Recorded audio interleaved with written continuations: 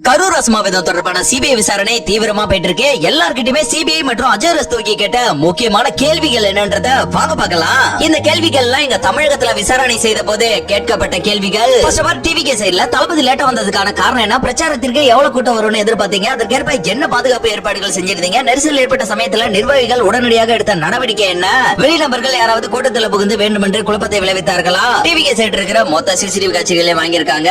இப்போ பாதிப்படைந்த குடும்பங்கள் கிட்ட உயிரிழந்தவர்கள் எப்போது பேரணிக்கு சென்றனர், அவர்களுக்கு ஏதேனும் முன்கூட்டிய உடல்நல பிரச்சனைகள் இருந்ததா, இந்த விவகாரத்தை வாபஸ் பெறவோ புகார் அளிக்காமல் இருக்கவோ காவல்துறை தரப்பில் அல்ல அரசியல் தரப்பில் ஏதேனும் மிரட்டல்கள் விடுக்கப்பட்டதா, கூட்டத்தில் திடீரென்று யாராவது வேண்டுமென்றே தள்ளுமுள்ளு செய்தார்களா, மருத்துவமனையில மருத்துவர்கள் மற்றும் செவிலியர்களோட அணுகுமுறை எப்படி இருந்துச்சுன்னு இந்த மாதிரி பல கேள்விகள் அவங்க கிட்ட கேட்டிருக்காங்க.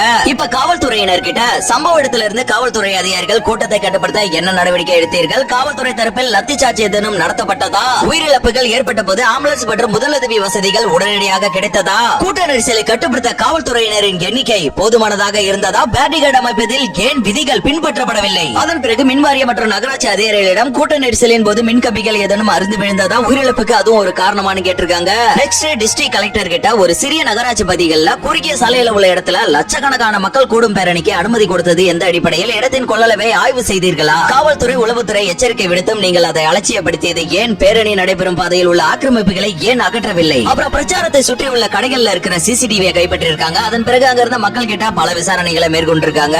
இப்ப இதையெல்லாம் தாண்டி இப்ப சொல்ல போற விஷயம் தாங்க மிகப்பெரிய ட்விஸ்ட். மருத்துவர்கள் கிட்ட விசாரணையை நடத்திய போது நெரிசல்ல சிக்கியதால நுரையீரல் அழுத்தம் ஏற்பட்டு மூச்சு திணறி இருந்தார்களா, இல்லது கூட்டத்தில் கீழே விழுந்ததால் ஏற்பட்ட காயங்களால் இருந்தார்களா, உயிரிழந்த 41 பேர்களின் உடல்களை நள்ளிரவில் மிக வேகமாக உடற்கூறு ஆய்வு செய்ய உத்தரவிட்டது யார், ஆதாரங்களை மறைக்கவோ அல்லது உண்மை காரணத்தை திசை திருப்பவோ ஏதேனும் அரசியல் அழுத்தம் கொடுக்கப்பட்டதா, குறிப்பிட்ட மணி நேரங்கள்ல இத்தனை உடலுக்கு எப்படி பிரேத பரிசோதனை பண்ணீங்க, நான் 41 பாடியை ரெடி பண்ணி தரேன், 2 ஸ்லேப்ப வச்சு சீக்கிரமா போஸ்ட்மார்ட்டம் பண்ணி தரீங்களா அப்படின்னு அஜய் ரஸ்தோகி மருத்துவர்கள் கிட்ட கேக்குறப்ப மருத்துவர்கள் எல்லாருமே தலை குனிச்சிட்டாங்க. இதுல இருந்து என்னங்க புரியுது, நம்ம டிவிக்கு சைடும் தப்பு இருக்கு நம்ம ஒத்துக்கிறோம், ஆனா இது சதியா விதியா அப்படின்றத கமெண்ட்ல சொல்லுங்க.